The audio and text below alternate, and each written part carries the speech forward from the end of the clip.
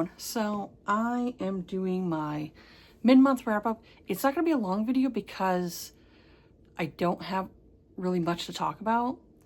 There was one book that I could talk about that I read at the beginning of the month. Everything else has pretty much been for like other videos for my Patreon.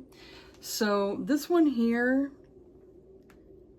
I went and read Ruby Dixon When She Wishes.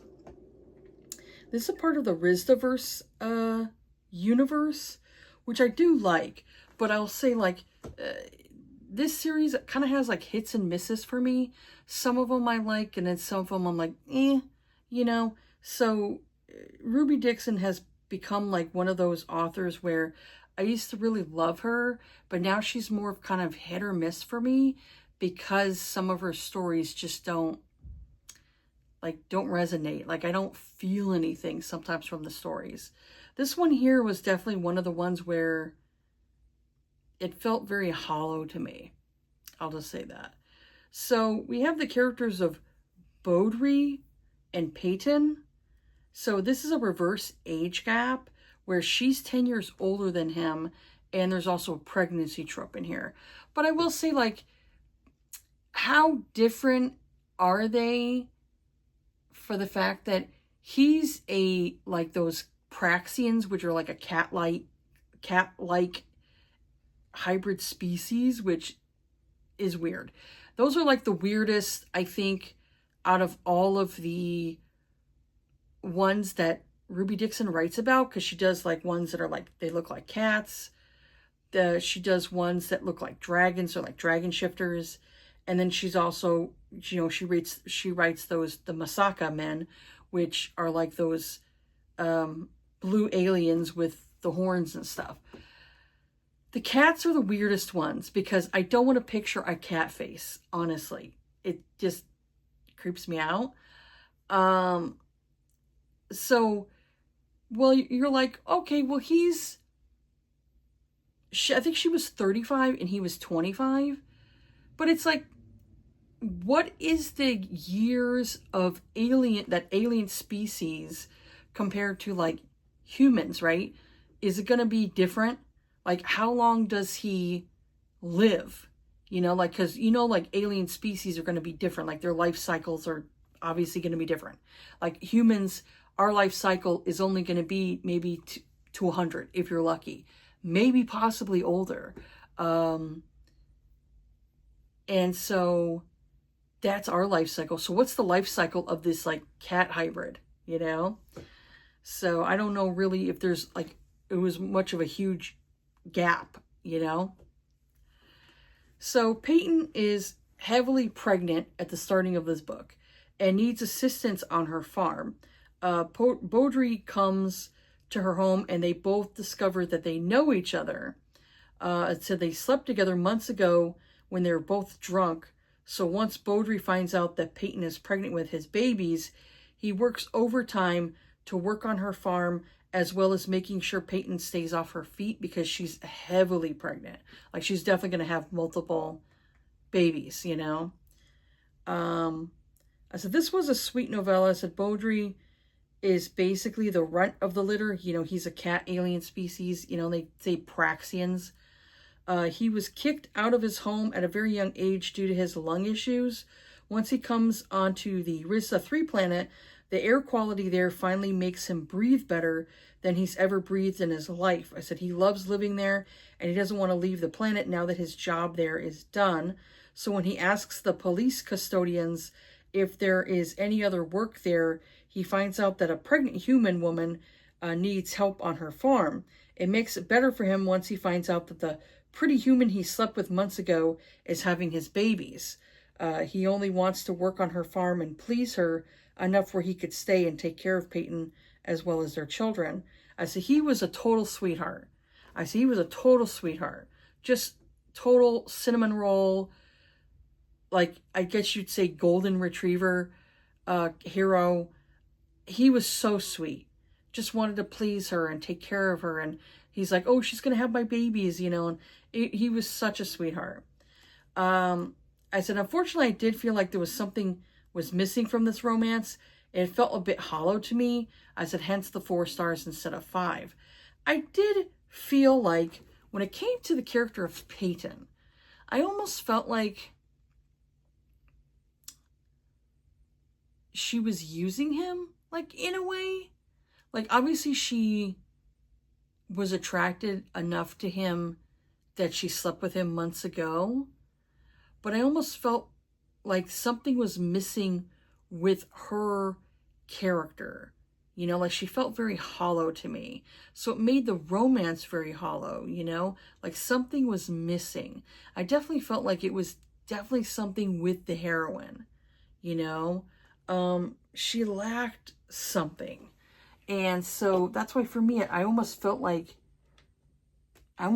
she was using him in a way, you know? So it made me feel kind of sad, and I felt bad for his character. You know, I felt like he needed a heroine who was better, you know? And I don't know what it is lately with Ruby Dixon, if she's like, you know, she's putting out too much and she's burning herself out. I don't know, but some of her romances just are not hitting.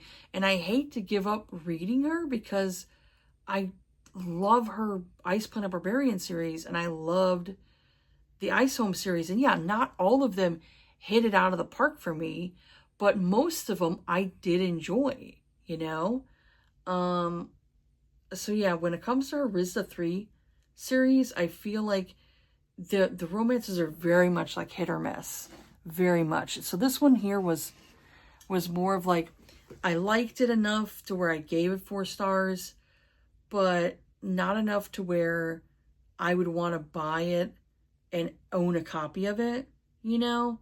I was like, it's okay, but like, maybe like how many months later, I'm probably not even going to remember what the story was even about, honestly. Because it just, like I said,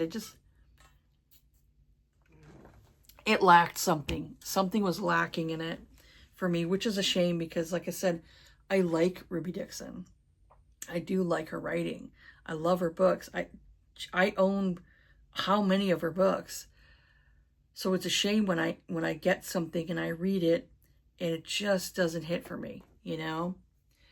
So the other books I read this month, I have on my Patreon. So I had my May reading vlog. So if you wanted to watch that, that's on my Patreon. Again, my Patreon is free for you to join. You don't have to pay anything to join my Patreon. You can watch the videos for free. So I did read a couple of Noelle Adams books, Counted and A Negotiated Marriage. And then I also read, or I basically DNF'd Rebecca Yarros Wilder. So you can go and watch that vlog if you want to. And then for my other vlog I did, which was my May DNFs and low rated. So you could check out that one there if you want to check out that video. But when it comes to my Patreon, I decided next year I'm more than likely going to delete my creator account because I'm not getting like people joining. And like I said, you don't have to pay anything to join. You could be a free member if you want to, but I don't really get much traction on there that I was hoping for. I was hoping that more people would, you know, go on to my Patreon because like I said, it's a little more private. We can have like more open discussions. Like sometimes I think like when it comes to YouTube, you can get a little restricted on here. It depends on like what you say. You know, you have to be careful with what you say on here.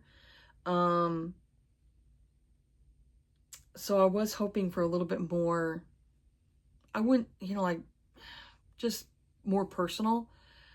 And I'm not really getting that on there. So I decided that, you know, pretty much at the end of the year or, you know, the beginning of like 2026, I'm going to end up deleting my Patreon for when it comes to my creator account. And I'll probably just put, I don't think I'm going to do vlogs anymore because vlogs really just aren't popular on my channel. Like a lot of people don't seem to like they either don't like my vlogs or they just don't like vlogs. So I'd rather just not do them. I'd rather just do stuff where I'm like, people are actually watching, you know, or my recommendation videos. Like, I'd rather do those, you know.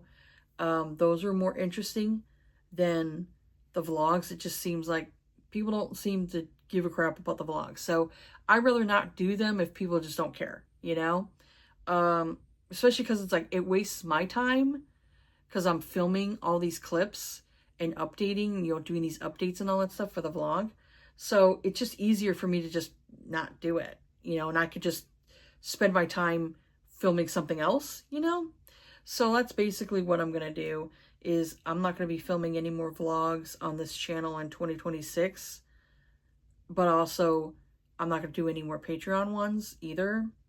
So it makes it easier for me, you know, less hassle, I guess you could say. So that's probably what I'm going to end up doing, is that. So I'll probably just post at the end of the month my DNFs and my low rated in a separate video.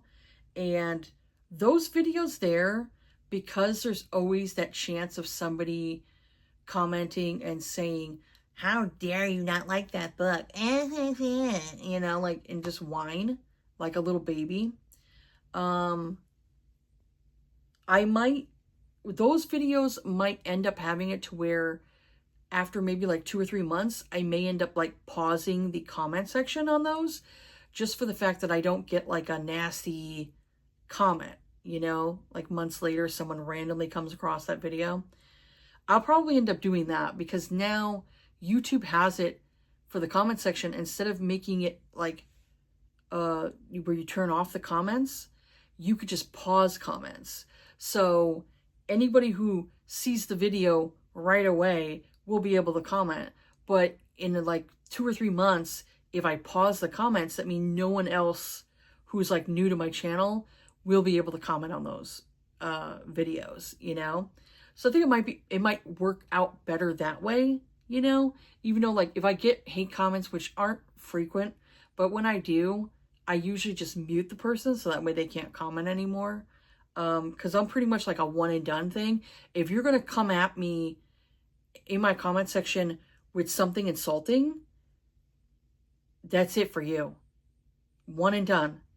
I don't give you any more chances to insult me. So I think I'm pretty much going to end up doing that. It'll make it like easier for me. Is like maybe after like 2 or 3 months of that video being public, I can end up just making it where I could pause the comments and then no one can, you know, comment anymore. New, obviously. I told another creator of that, because they were saying about how someone will comment on an old video of theirs and they like don't even remember what they even said in their video that they did like 2 or 3 years ago. And I'm like, I'm the same way. I'm like, usually by like the end of the month, or maybe like within a few months, if somebody comments on a video I did 2 or 3 months ago, I may not even remember what the heck I said in the video, you know? So it makes it better if you just maybe pause the comments on those older videos, because then it's like, okay, no one new can like comment on it and leave some like random comment where you're like, I don't even know what I said. You know, it's like, so it's kind of hard to respond to somebody when it's like, you don't even remember what you even said in the video, you know? So, oh man, I've been getting hiccups lately. So I think I might end up doing that, and it makes it easier. So I do like that feature now that at YouTube, I don't know how long it's been in place, but I noticed that when I was, for a video of mine I did where it was getting like very triggering, like people were leaving me, for like my Tori Woods video, people were leaving me like stories of like their abuse. And that to me is like very triggering for me to read about. So, because I am very like, I'm very protective of children, And so when I hear those stories, I want to be like Batman and find these individuals and throw them in a wood chipper. Because that's what, you know, needs to happen to people who hurt children. So for that video, I had to pause comments because it was mentally getting to me. So I noticed there was a pause option. So I was like, oh wow, there's actually a pause option for comments, because I actually was going to turn off comments for that video. But when I noticed there was a pause option, I was like, oh wow, okay, so there's a pause. That's cool. I'm like, I could do that instead. So that way I don't have to turn off other people's comments, you know, for a video. So I figured that's what I'm going to do for like some of my older videos, that I'm just like, there's no need for anybody to comment like on some of these old videos. So it's better if I just pause them, you know, pause the comments. It makes it better, I think. You know, especially like we're maybe there's certain videos you did where kind of like it was hard for you to maybe film that video, and so you really don't want to receive any more comments on it, you know. It's better probably to do the pausing, you know, makes it easier. I think so. For at least for me. I don't know about other creators, but I know for me it makes it easier. So yeah, anyways, enough rambling. That's pretty much all I have to talk about. Next year, like I said, it's going to be a little different. I'm not going to be doing any more vlogs for this channel. So anything that I read during the month, or if I like listen to an audiobook or something like that, obviously that'll be something I talk about at the end of the month, like I used to do before. And so it, you know, it's more I could discuss. So it makes it a little bit easier. But yeah, that's pretty much it. I'm trying to take reading like a little more slowly, and take more taking my time with certain books and stuff. And then, like, you know, obviously if there's something I'm reading and it's just not hitting for me, DNF. It just makes it easier just to DNF, you know, and move on. But yeah, that's pretty much it for this video. What have you read this month? Like, did you reach, you know, was there something you really didn't like? You know, let me know down in the comment section of something that you weren't a fan of. Or did you have like a 5 or 6 star book this month and you just absolutely loved it and you want to gush about it? Let me know down below in the comment section. But yeah, that's pretty much it for this video here. Have yourselves a good day. Take care of yourselves. Be kind to each other. And I will see you all on the next video. All right. Bye.